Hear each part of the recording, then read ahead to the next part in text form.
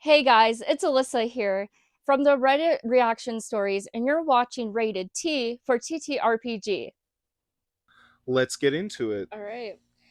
This Reddit story is former friend creates a group to copy my group's characters and play them better. This is What? a spicy title, you guys. All right, and it has the warning of extra long. So, Okay. all right. Here we go.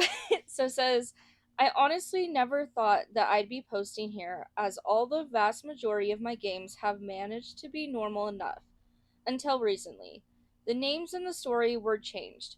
For context, I have started a D&D 5th edition in early 2023.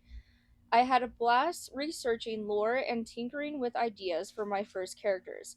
After a few one shots and short campaigns, I managed to land a spot in the game that seemed perfect for me. Role play oriented, lore heavy story set in the Forgotten Realms and running a homebrew set of modules that had the party zipping across the content and solving arcane mysteries. The group consisted of five of us players and the DM. Everyone created really interesting characters with cool, quirky traits, and we each had our role to play in solving the mystery that we were facing. Hmm.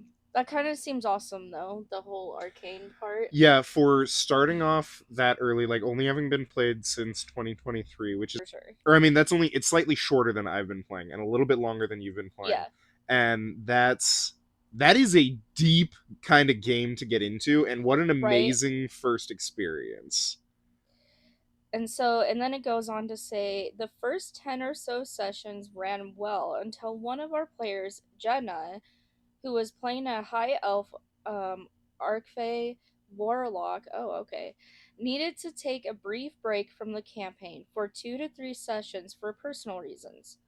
The party was sad to see her go, even if briefly, but she had an interesting idea on how to cover for her short absence.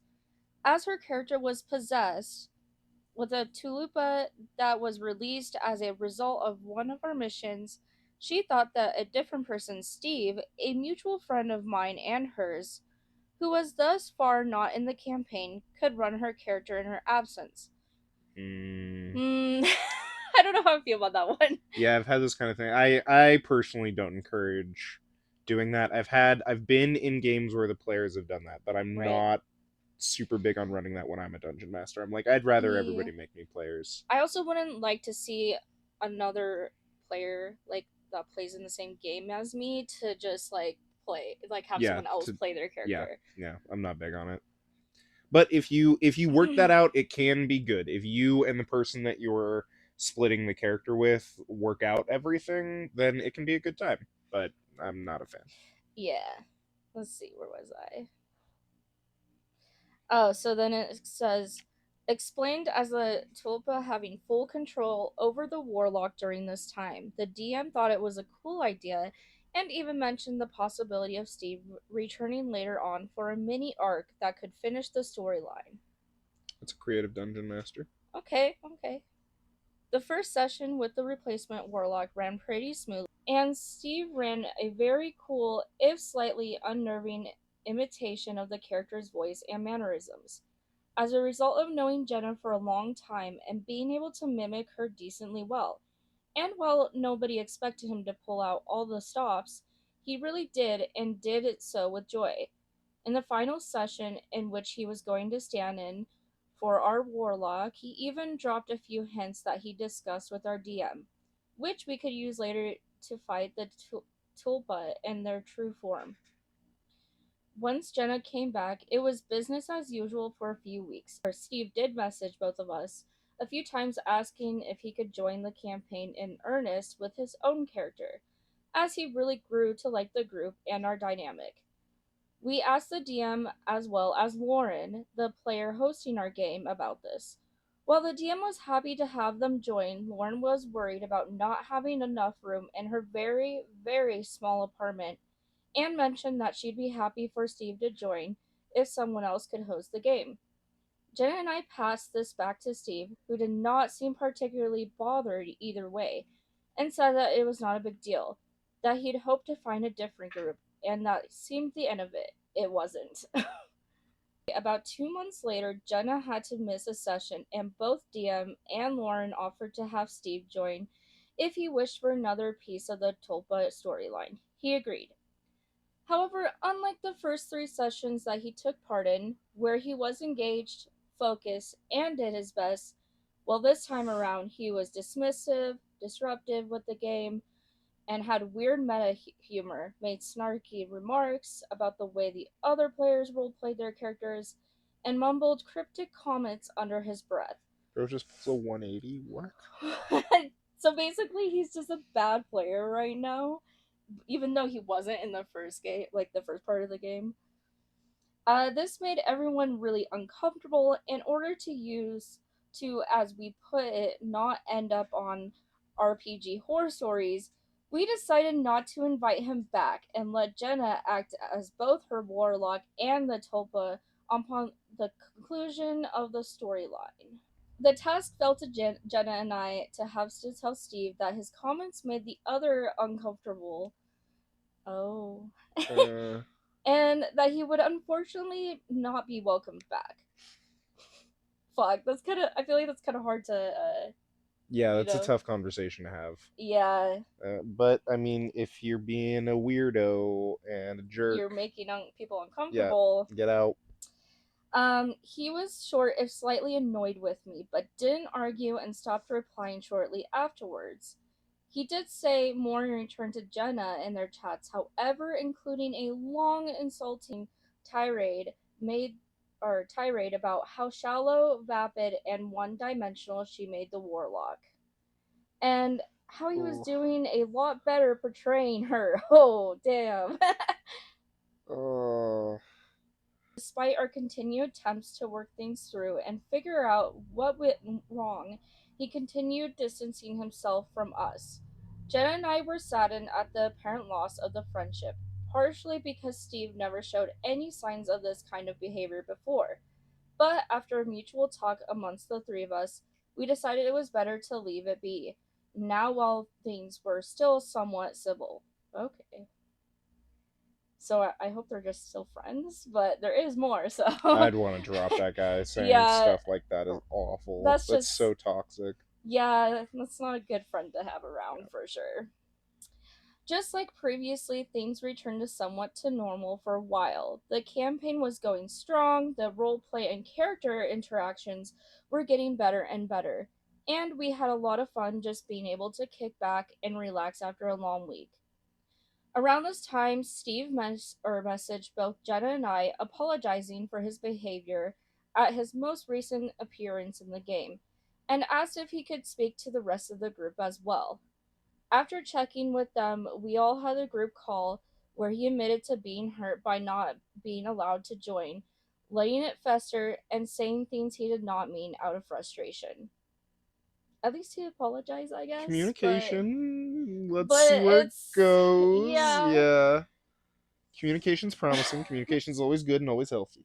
if he follows through with the actions. Yes. There you Um, go. so it goes on and it says he claimed he had never gotten over it after some time with his new group and some therapy. As a friendly gesture and hoping to bury the hatchet, he offered to book us a night at the game room at a local game store that had all the bells and whistles for amazing tabletop experiences. And while he did not explicitly state that he would do this for the DM, letting him finish his storyline as Tulpa, he did his best to phrase it indirectly. However, we weren't comfortable with him paying for it all, so we calculated the per person cost and paid him back. It was the thought that counted, anyways. It looked to be the perfect resolution. How foolish we were. Oh no, so it starts here. Here we go.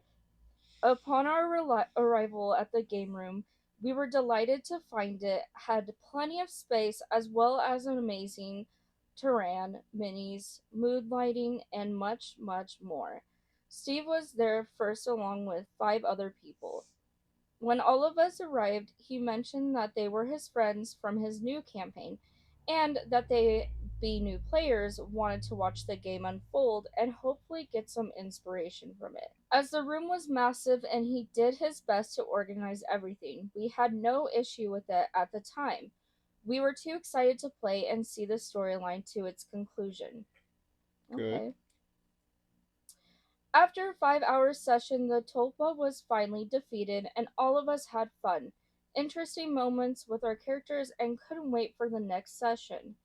We thanked Steve, and all seemed well. This is all until the 5 spectators started laughing at us. It wasn't long until Steve joined in on the mockery. Oh, no, he did not. Sir, that is so stupid. What? Okay, okay. Okay. And they then revealed to us that for the past 3 months, they had been playing our characters in a campaign of their own. What? And were aghast at how terrible our performances and roleplay were compared to theirs. Okay. We at first thought it was a joke, as Steve was known for pulling elaborate pranks before. That was until they started acting out, in my opinion, poor imitations of our characters' voices, quoting their backstories, and pulled out the fixed versions of their character sheets with more optimal feats, magical items, and higher stats. Whoa. What? What? That is not good. This cannot be. What? They literally copied it, and they're like, How insane do you, and to get a group of people to be in on this? This is psychotic. These are crazy people. I don't understand why they would want to play other like people's characters. Like that's just not fun, honestly. Yeah, that too. Why would you want to play that? Oh my gosh. So, and it goes on for okay. Wow. Wait, Anyways, yeah, okay. What's going on? they briefly clarified that Steve told them of our wasted potential with our characters, uh, and how they made a group specifically do what we were doing, but better. We were speechless. I would be too. What? Um, it What? said, for one moment, we thought that they were on one of those old candid camera shows. Jen and I quietly apologized for Steve's behavior as we considered ourselves partially responsible for all this and tried to leave the store. This was when we discovered that Steve had not paid for the use of the room. Oh my I'm sorry, god. what? Only the holding deposit for an open date ticket. While opinions were mixed on whether or not we should contest it with the owner, as we did pay our shares to Steve well in advance.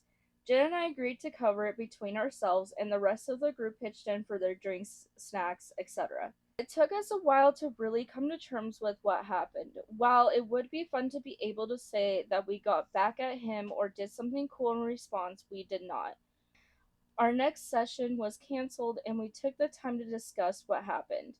Jen and I apologized for allowing him back into the group, but the rest of the group insisted on it not being our fault. For a while, we felt like something was taken from us, as the whole experience felt like such a massive breach of privacy, decency, trust, and what we thought was friendship.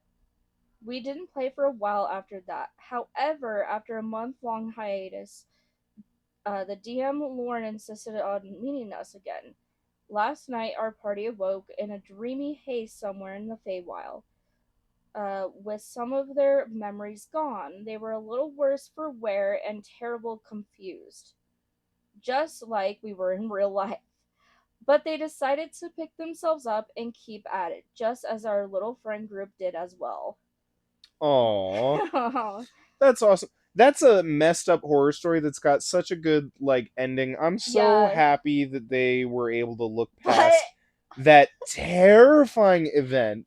That's yes. traumatizingly messed up. I would have also I was like, are we on camera right now? Is Yeah, this that's what they were like saying too, because they were like, did you pay these people? Like how how batshit crazy are you? Like madman level. Oh, and it does have a PS, you guys. It does. It says, "PS to hell with Steve. All my homies hate Steve."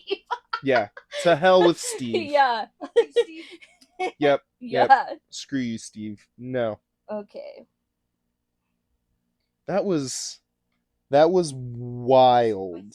I I can't believe somebody would go to those kind of depths to prank.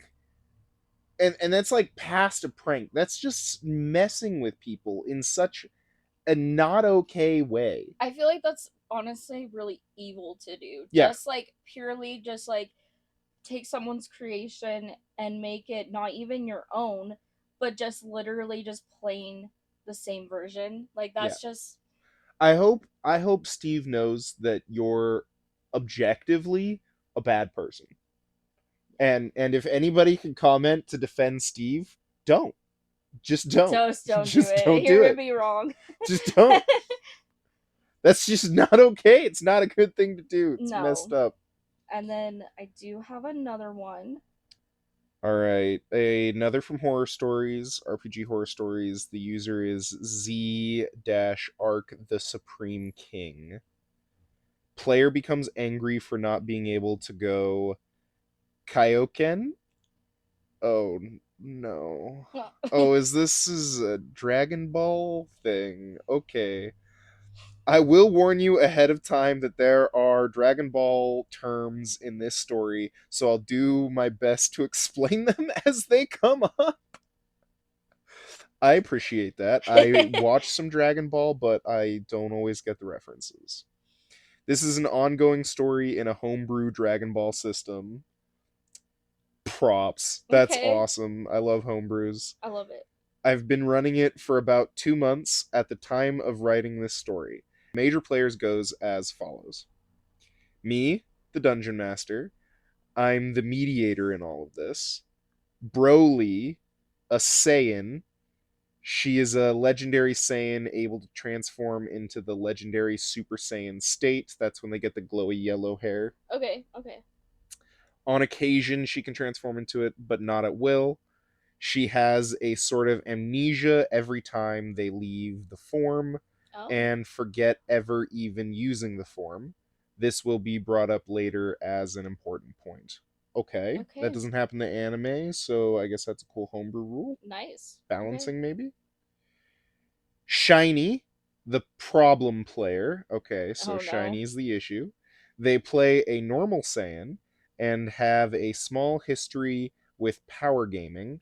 Ooh. I've known them for about 3 years, and they have a bit of history with being jealous when another player has a slight edge on them. Yikes. There are 4 other players that aren't important to this story. Okay, so pretty big party. That means they're a team of 6 and the dungeon master. That's pretty Goodness. cool. For context, the player characters used to be a part of an army called the Frieza Force.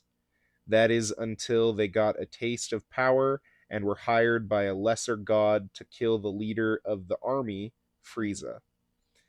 The Frieza Force are evil space Nazis, and the party had wanted to turn on them for a while now, so this was about as good of an excuse as any. That's a fun setup. Okay, okay. Cutting forward a bit, they were at the final confrontation with Frieza, and Broly had just died. Shiny's character, seeing her comrade die in front of her, turns into a Super Saiyan for the first time. Mm. She soloed Frieza for the rest of the fight, utterly destroying him and saving Namek from destruction. Wow. Okay. Hmm. But wait, I hear you ask. What about Broly? She died. Well, in Dragon Ball, if you are considered either strong willed enough or just physically busted enough, they keep their bodies in the afterlife and can train with the great masters that have passed on. Basically, martial arts heaven. Oh, Yep, that's a okay. fun little Dragon Ball Z thing. Nice. Broly goes and trains with a master called King Kai and gains a new power called Kaioken. This power has the ability to greatly multiply power in short bursts in exchange for rapid hit point deterioration. Okay. Out of game, Shiny has been begging Broly to teach her Kaioken, but Broly said that she would only let Shiny learn Kaioken if they taught her how to go Super Saiyan. Shiny brings up the fact that she can already go Legendary Super Saiyan and that she doesn't need basic Super Saiyan anyways. Broly retorted that she can't enter the form at will and has to be incredibly pissed in order to transform into Legendary Super Saiyan. Also, she doesn't even know how to in character, and that getting it under control would justify Shiny teaching it to her. Okay. Shiny then went to me in the DMs and started whining to me about how Broly wasn't sharing her techniques with them. I told her that Broly was completely justified in doing so.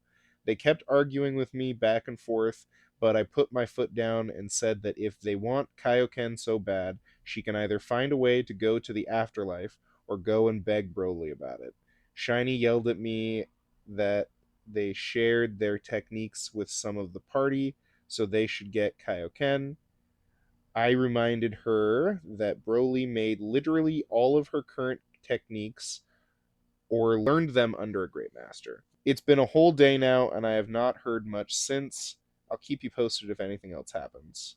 If you're playing a homebrew system and you want your friends to teach you how to do something, if you're Mhm. kind of like all your everybody's like kind of building on each other, communication. And if somebody's not playing with it, then you ask the dungeon master. And it sounds like this dungeon master came up with, like, hey, you can go to the afterlife if you want to find it through something else. Mm. That player should be happy that they have a second option.